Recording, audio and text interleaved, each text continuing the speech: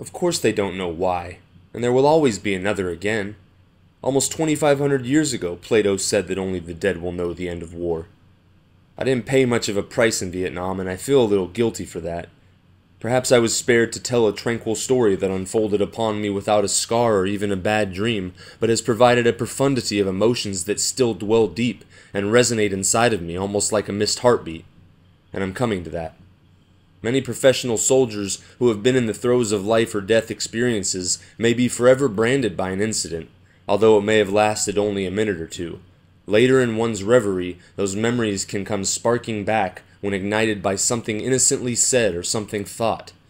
If you see a warrior staring off, quietly move away. So it is with me now as I sit here past midnight alone with only myself to know. I remember how it was at Toi Hoa, on the South China Sea in South Vietnam. I initially heard about the poem Treasure from my mom, who had seen the Today Show do their report on it, and she told me about it. This was just a couple weeks before I was supposed to go down to Texas with my kids to visit my sister's new baby right after she was born. So I decided that instead of just going straight down to Texas, we would go out to New Mexico first, me and my kids, and just take a look around at a place that I had picked out that, you know, seemed like it could be a possibility. So we went and did that, but I didn't tell them until we were driving out of town that we were going there before we went to Texas. Where are we going? To Texas. Nope. Austin. Nope. We are going to Texas. To have some fun. Nope, I lied to you guys. We're not going to Texas. Oh, we're not going to San Antonio or Austin. Really? You want to see the baby? The baby's in San Antonio. Then I don't know where we're going. I know you don't know. Where are we going? Amarillo. What's that? Somewhere else entirely. Amarillo? What? We're not going to Texas? Yes, Amarillo's in Texas. He's just lying. No, I'm being serious. Is any of our family members there? No. We're just going through Amarillo. Oh, well. Where do you think we're going after that? Can me and Paige watch the movie Nope. now? What's after Amarillo? New Mexico. What? Daddy's just lying. Can we watch the movie now? No, We're I'm going serious. to New Mexico. Can we watch the movie now? Yep, we're going to New Mexico to go check out some mountains. Daddy. And go swim in some hot springs probably. Daddy. Are we going with family members? And go do some other cool stuff. And then we will go to San Antonio. We're not gonna be in. Paige's crying because of you. We're not gonna be in San Antonio until Tuesday. Are we gonna be with Ben though? No, we're not gonna go to Austin. We're gonna see Ben in San Antonio. Why are you lying to us, Daddy? You're making This is gonna be fun. You're making Paige cry. I don't mean to make you cry, Paige. This is gonna be cool. We're gonna get to see the baby. You're mean. Are we staying at like 5 different hotels then? Yeah. Wow. That's Hotels with inside pools. awesome. I suddenly feel Everybody better. still crying? I suddenly feel better. Oh, do you? Everyone was nervous on their first mission into dangerous air, and I was no exception. But this was somehow different. I had flown 326 combat missions and had been shot down once already. You what? I just thought that Avery was puking.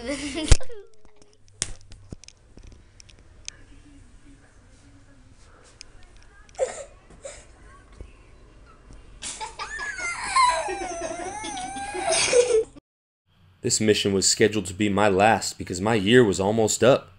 The Freedom plane was to take me home in just 4 days on the 24th of December 1968. Some weeks earlier, our F-100 single-seat fighters had flown 8 ship sorties into North Vietnam, where the dangerous air lived in great abundance. I could feel it beckoning me to come and see, and I embraced the thought.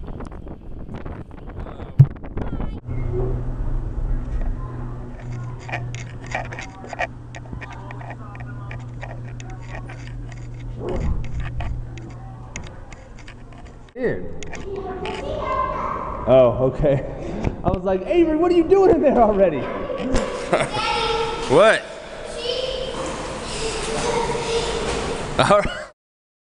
Air Force 105 fighters from Korat, Udorn, and Ubon, Thailand had flown hundreds of missions in the north, and those pilots were all heroes to me. The F-100 Misty forward air controllers flying out of Phuket, South Vietnam were just as brave, and the Hanoi Hilton was full of them. Our operations officer was relaxed and cavalier in his briefing. Don't worry about the friendlies, there aren't any up there. Pick targets of opportunity on the way back if you have mics left, but don't make a second pass. Keep your airspeed up. If you get in trouble, go for the water, squawking Mayday. You guys are seasoned in the soil, and I'm not worried. Yeah, right, he wasn't going. A few minutes later, we were in position and ready to roll. With a hand signal to my wingman, we slowly moved our throttles forward to the stop, and we held the brakes hard. When I first heard about it, I tried to not buy the book. I thought I could take the easy way and just find the poem online, and then just, it would be so easy. So I started thinking waterfall, just looking as, close to north of Santa Fe as possible. So I ended up focusing on the Jemez Falls. So that's what we went to see. And when we got there, the gate to the Jemez Falls camping area, whatever, was still locked, and there's ice across the road, and this was mid-March. I had no idea how cold it would still be up there. But they hiked 2 miles down that road with me. Anyone who's been there knows how long that would be to walk, and just so we could see that waterfall. And we marched up onto this cliff that I thought looked like it matched up to something that I had seen on the internet, and it was the wrong place, but it was a pretty awesome place that we ended up going to, and we got some good pictures, and they remember it real well, so it was a pretty awesome time. But that was just me, just first idea out of my head. New Mexico's close enough, we could go to New Mexico and then go to San Antonio and everything will be fine, which is what happened. But the first time I went looking for the poem treasure, they were with me. That's why I told that story about Jemez Falls, because that was the first time I looked. This time I had to do it by myself, because I couldn't, get that deeply into anything if they were there. And I was trying not to let them know what we were doing, because that would give their mother some other thing to give me a hard time about. She doesn't need to know that I like going on treasure hunts. None of her business. So after that trip, because I realized that there was no way an 80-year-old man had gone up to this place that I was looking and had hidden something there, and it would have been found, because that's too high traffic of an area. So I ruled that out. But when I got home, actually before that trip, I'd found this picture that looked like a campfire. It was like a rock formation that looked like a campfire to me. So I got myself all spun up thinking, that's the blaze, I have to find this spot. And I didn't find out until we got back from that trip that place in the picture was Battleship Rock from a certain angle. So, and we actually drove past Battleship Rock, but never got out of the car there to go look or anything. So, like 2 weeks later, I drove back out there by myself, slept in my car one night, got down in the water at along Battleship Rock, kicking around the dirt and stuff, trying to look for a treasure chest. And at about, 1 o'clock, people started showing up to have picnics, and I realized that was way too high traffic of an area too, that it wasn't possible that it was going to be there. So I was able to rule that out, and I don't regret either of those experiences. But I know now that I was in the wrong place. Because then I decided to read the books. I read Thrill of the Chase, and then I read Too Far to Walk. And I don't know, I've just tried to kind of construct in my mind like what I think Forrest is like as a person, like what, the part of him that people don't see, that's just, when he's alone in the woods, what kind of person is he? And that's what I tried to put together in my head. And there's some things that he talked about that I'm going to, I thought that would be good kind of cleansing experiences for me. So I'm a couple of things like that are going to happen along the way, like going to Garden of God, the gods and whatnot. But yeah, I don't want to listen really to other people's opinions about it. I just want to go and, for myself, rule out this place. Okay, so there's this girl that I'm in love with. I can't stop feeling the way that I feel about her. I don't know what to do. I feel like an idiot. Because I know the way things are. I know the whole story. I know things are the way they have to be and should be. But it's painful all the time. I guess it's better that I'm the one that is having to deal with it. By not being with her now, the reasons for that are that we're to protect her, basically.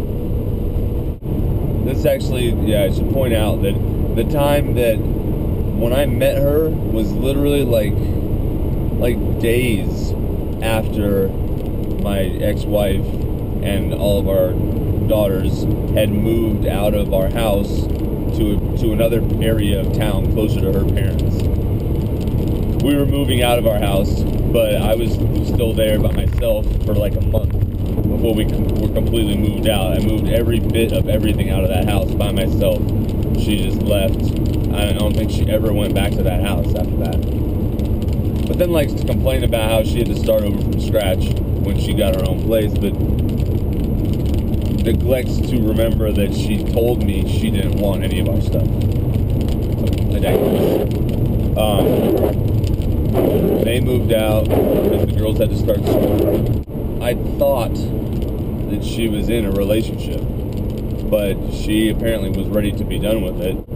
So we started seeing each other, and very quickly I ended up meeting like everyone in her family. It seemed like I must have met 30, 40 family members before Christmas.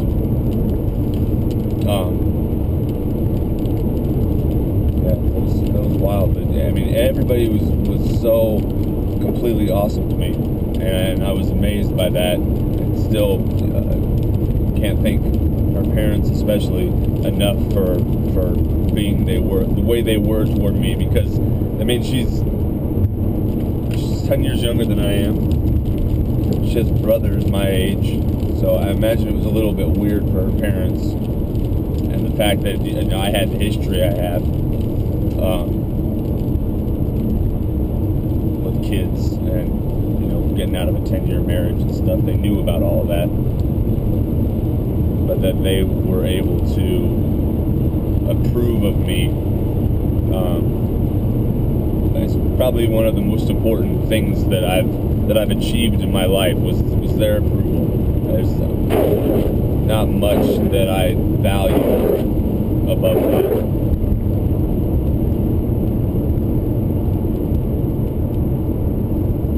But yeah, so initially I told her that I have my kids, that they have to be my priority, but really want to be involved with you and whatever. And we both got too serious about it, talking like that anyway. Of course we get more serious than we intended to, but the whole time we knew that there kind of had to be an end point to it. I wasn't financially in a position where I could give her what she deserved just starting out when I'm already on my second round of trying to do this.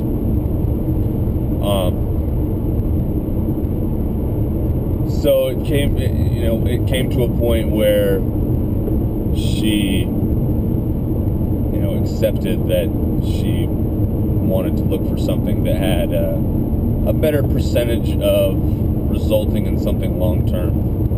We didn't have a huge chance for us to work out to go the distance. I mean, procedures that I would have to have reversed and all kinds of things. And I was just now going through a divorce, was filing bankruptcy, losing a house, and I have 3 kids. Why would she want to be involved in that? So when we ended up ending our relationship, I mean, I wouldn't really call it a breakup. We just decided that it was better for her to, you know, start searching for something that was more what she was looking for, because it was just looking like it was not the time for us. But ever since the day that she finally decided that, you know, okay, she's ready to at least make an attempt at trying something else. You know, I got nothing to lose by staying with her as long as she wants to stay with me, but it had to be on her terms when it was over. I always understood that, but I still love her.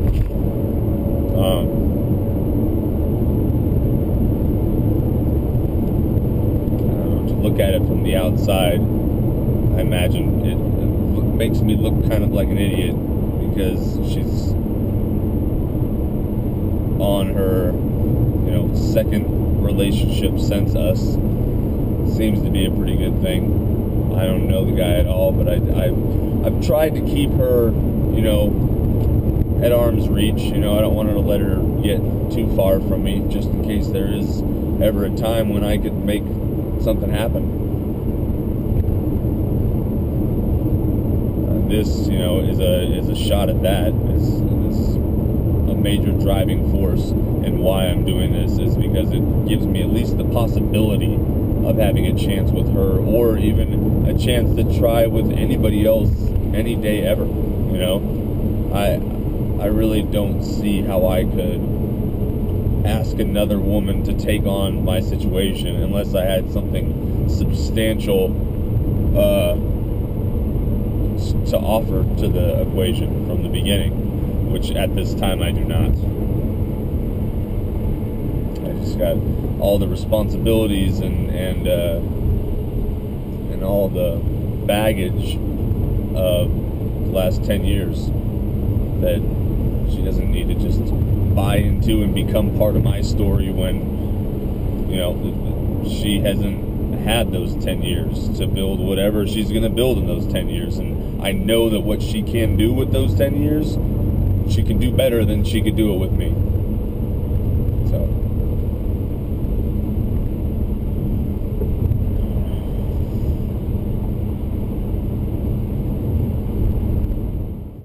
Quick scan of the 24 gauges on my instrument panel said my ship was willing and ready, so with a head nod we rolled in tight formation.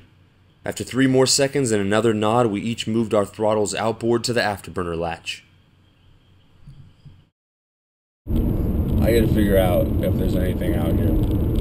I gotta go see this place where I think treasure may be with my own 2 eyes, where I'm never gonna be able to stop wondering. And I think if I'm unsuccessful here, then I'm going to have to just. So we haven't talked for a little while. I've sort of maintained some contact with her parents. I feel like I bonded outside of her with her parents, and that really sucked when it came time for us to stop seeing each other on a regular basis, because just all these people that she had brought into my life, and here I am, this guy that has been, you know, I had this built-in group, but I had never been in a tight circle, you know, my whole life, and now my family had collapsed, and she, you know, brought me into her family, so to speak, and her parents accepted me and were great to me, and just her whole family was terrific. I fell in love with everybody that I met. So when it was time for us to be done, there was just me that she had to miss. Anybody in her family that was going to miss anybody only had to miss me. I'm stuck missing 40 different people that I came in contact with.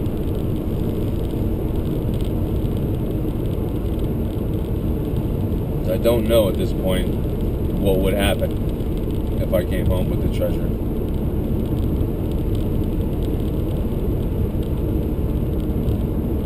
She has a vacation planned with the dude that she's seeing. I would hate to show up and be like, you know, I still want you to be with me, and then ruin those plans at the last minute. But then also, what if I show up there and I have the treasure and she's about it? I just let her go on the trip? I guess I'd have to. It's none of my business to screw that up. What if she's happier in what she's doing than she would be with me if she came back to me anyway?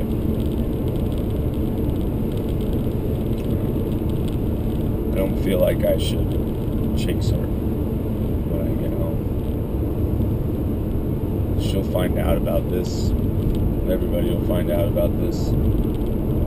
But even if she decided that she wanted to come back and try to be with me and meet my kids and, you know, try to be part of this life, if she could accept that she may someday have to come in contact with my ex-wife in some capacity, as little as it would be. You know, she's got a lot of things that she'd have to accept still, even if I showed up with a bunch of, you know, with my financial problems all sorted out. There's still other stuff. She would have to decide if she wanted to even deal with that.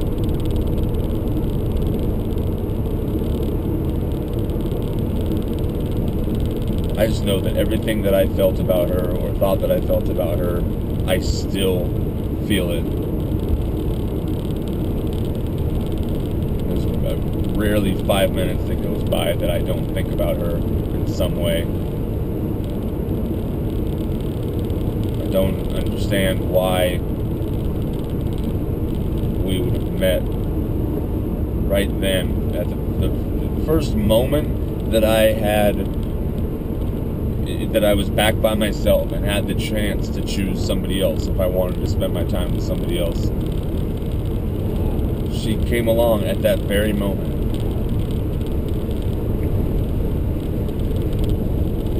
And you would think that I would come across, you know,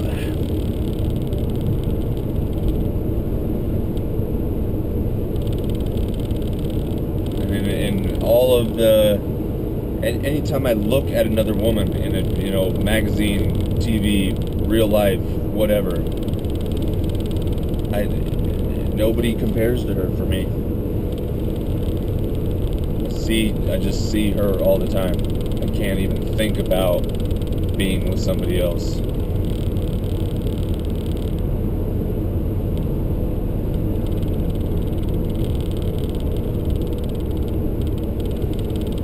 I guess in a way I'm happy that she is with this guy that she's with. Because, you know, he doesn't live nearby. So, I don't know.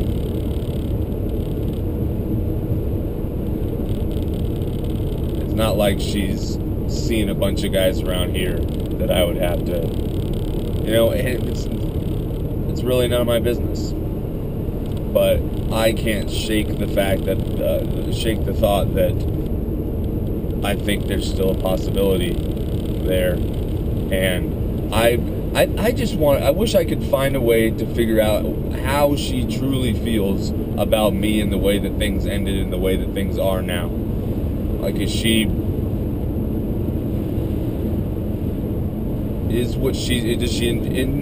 happier in what she's in now? Even if I came back and tried to, you know, make myself an option again, would it even be better? I don't know.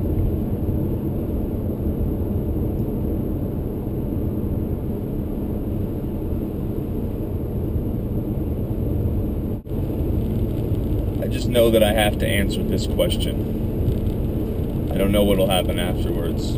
I know that this is something I can accomplish.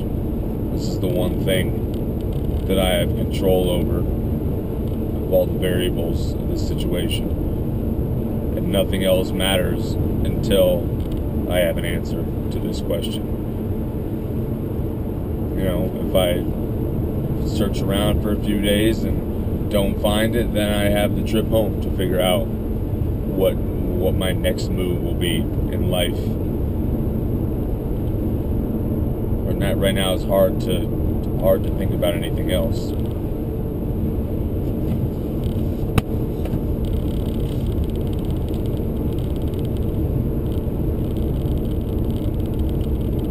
That's why I said in the very beginning that the course of my life seems like it has followed the same plot line as the second Spider-Man movie that just came out. So if you think of her as, I'm sorry for the spoiler if you haven't seen this movie yet, but who knows if anybody will even see what I'm saying right now, so I'll say what I want.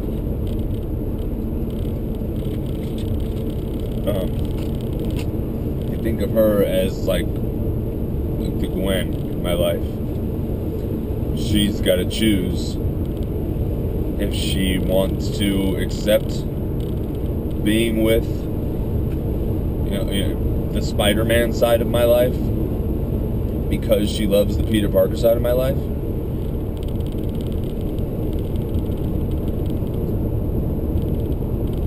And his Aunt May, she hates the fact that he's so desperate to know about what happened to his parents. There's a scene in the movie where she's like, "You're my boy, they left you, you're mine." And I see my kids as like the Aunt May of the story. Like, I'd hate for them to think that they're not enough, that I need something else in life, because they are more than enough. But I have to know what's really possible. I have to see all the cards. So the next thing that happens in The Alchemist, after the boy gets robbed in the street, he starts helping people like set up their carts in this market and getting paid in food and water and whatever. And he comes across this guy that owns a crystal store, and he starts helping him and ends up working there for quite a while, trying to save up money so that he can take the next leg of his trip. And he's got to decide at that point if he wants to just give up on it, if he wants to take the money that he's made and go back to Spain and buy some more sheep and just forget about it, or does he want to stay there and continue making money with this guy that sells crystal? Because that guy had a dream also, and he decided not to pursue it. And the main